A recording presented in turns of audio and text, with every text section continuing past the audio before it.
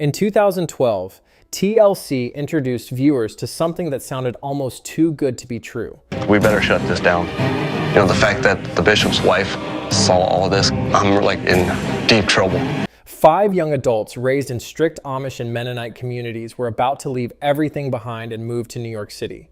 No electricity, no smartphones, no nightlife, just horse and buggy culture colliding headfirst with Manhattan.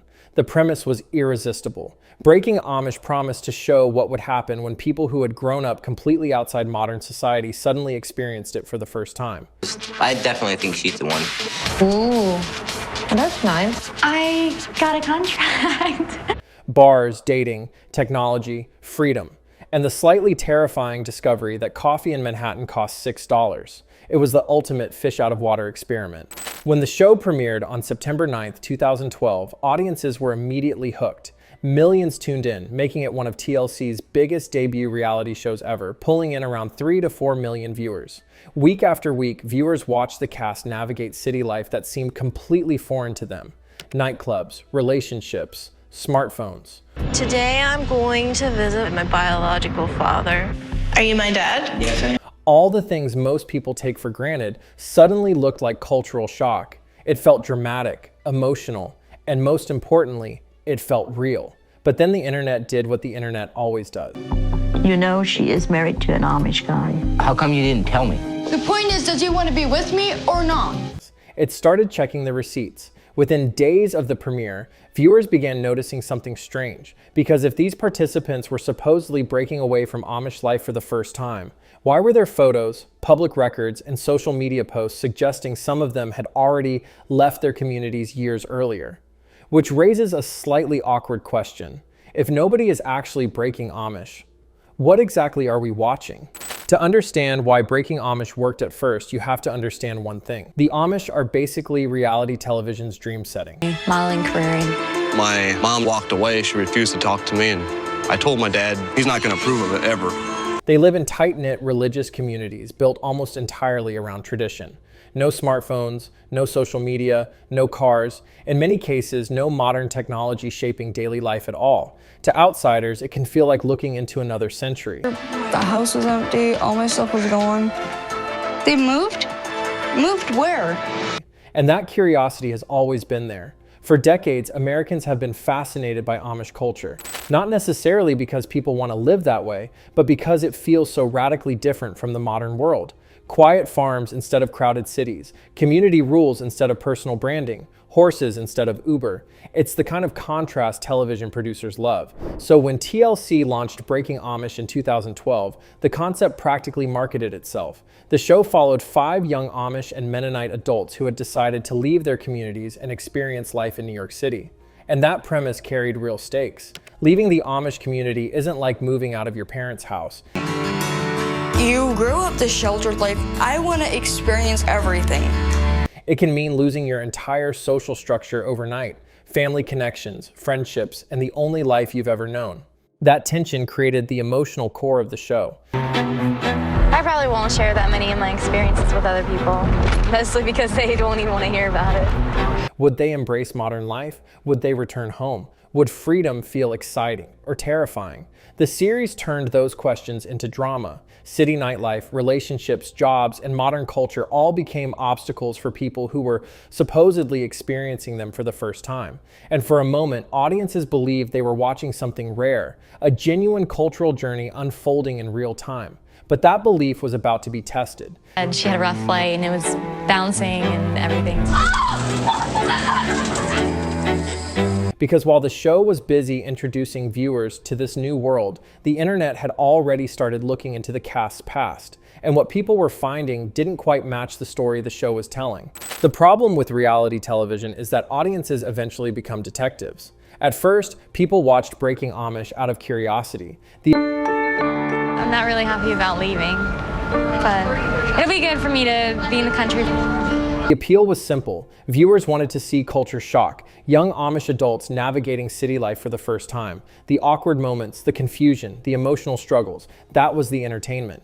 But the internet has a habit of ruining a good illusion. Only a few days after the show premiered in 2012, viewers started digging into the cast members' pasts, old photos, social media accounts, public records, stories from people who claimed they knew the participants in real life. After going through all that and seeing everything I did, I don't think I'll ever be the same. And suddenly the show's narrative started to wobble. Because according to the series, these participants were leaving the Amish lifestyle for the very first time. The entire emotional arc of the show depended on that moment. Are gonna get mad when I tell them what I did. Like my mom and dad, they're definitely not gonna talk to me. The breaking part of Breaking Amish. But online, people began finding evidence that didn't quite match that story.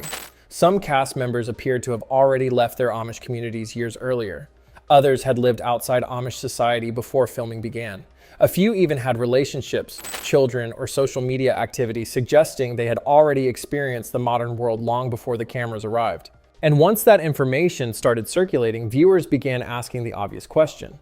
If the cast had already left Amish life, then what exactly was the show documenting? Because the premise of the series wasn't just about young people living in a city, it was about the moment of transition, the emotional leap from one world into another. The only thing I have here in Pennsylvania is my family, and other than that, I don't even feel like I belong here anymore. But if that leap had already happened before filming began, then the show wasn't capturing the journey, it was recreating it. Within weeks, fans began organizing online to track the inconsistencies. One Facebook group called Breaking Amish the Truth was created specifically to collect evidence that the show's storyline didn't match reality. I haven't seen them since I left, and they've never seen me in clothes like this. So I just wonder what they're gonna say when they see me. In other words, a reality show had become so suspicious that viewers started crowdsourcing an investigation to fact-check it. And the more people looked, the more questions appeared. Photos showing cast members living modern lives years before the show aired. Reports that some had already left their communities long before filming. Stories from acquaintances contradicting the timelines presented on television. TLC responded by saying that many of the rumors circulating online were inaccurate, while also acknowledging that some information was true and would be addressed in future episodes, which translated from corporate PR language basically meant please keep watching. Meanwhile, critics pointed out another uncomfortable issue. Amish communities traditionally avoid media exposure and generally don't want their lives filmed. Yet the show was building an entire reality TV franchise around dramatizing that culture for entertainment. By the end of the first season, the damage had already been done. What started as a cultural curiosity was turning into something else entirely, a reality show under investigation by its own audience. We've known each other since I was small, so it's kind of hard to just see people like that run away from me and not even want to talk to me. And once viewers start watching a show like Detectives instead of fans, the magic rarely survives for long. Once the doubts about authenticity started spreading, Breaking Amish had a problem it couldn't easily fix, because the entire premise of the show depended on one thing: trust. Viewers needed to believe that these young adults were actually experiencing modern life for the first time, that the confusion, the excitement, the emotional conflicts about faith and freedom were genuine. But once the internet started digging into the cast's past, that trust began to crack. And when trust cracks in reality television, every scene suddenly starts to look suspicious. Moments that once felt emotional now felt oddly convenient. Someone seeing a nightclub for the first time, someone reacting dramatically to modern technology.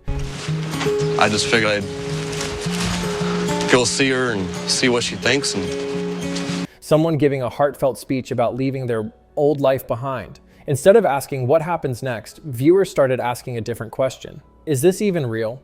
Online, the investigation kept growing. Fans compared timelines, searched for old photos, and cross-referenced interviews with public records and social media posts. And the more people looked, the more the show's storyline started to feel less like a documentary and more like a carefully edited narrative. The biggest issue wasn't just that some cast members had already experienced modern life. It was that the show presented those moments as if they were happening for the first time, which meant the emotional centerpiece of the series, the dramatic moment of leaving Amish life behind, wasn't actually unfolding on screen.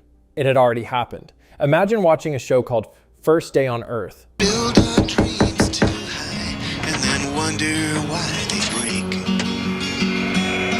only to discover the participants had already been living here for years and were just pretending to be confused about gravity.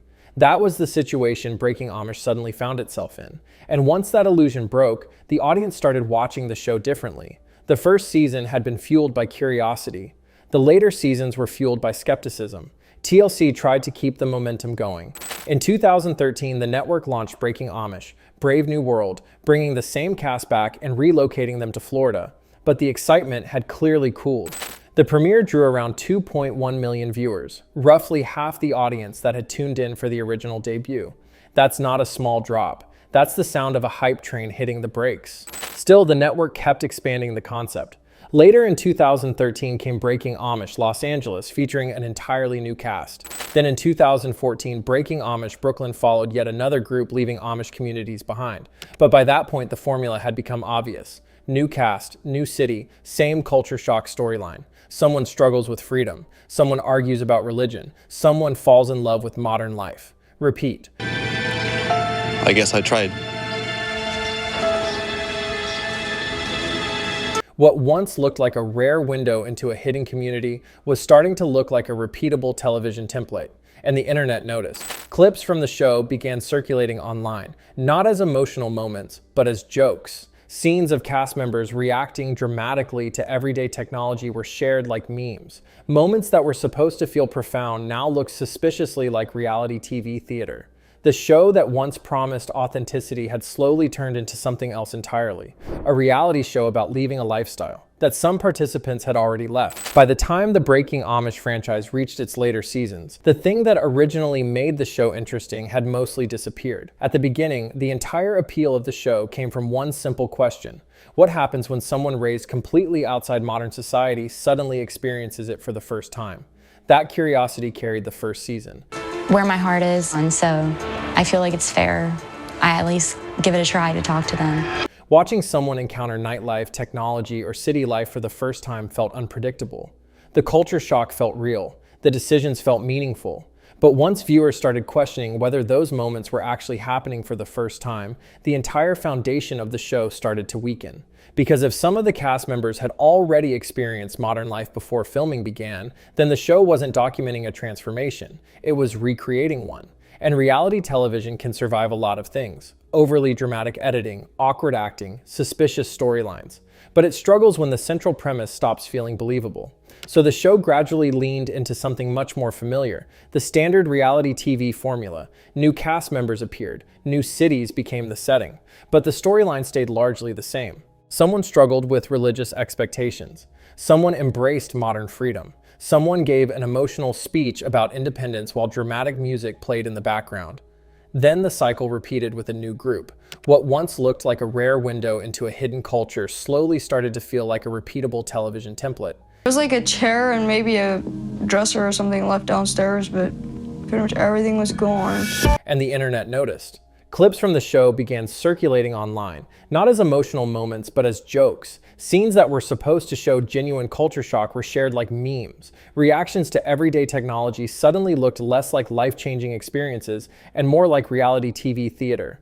At that point, the audience had started watching differently. Instead of asking what would happen next, people were asking how much of the show had been staged.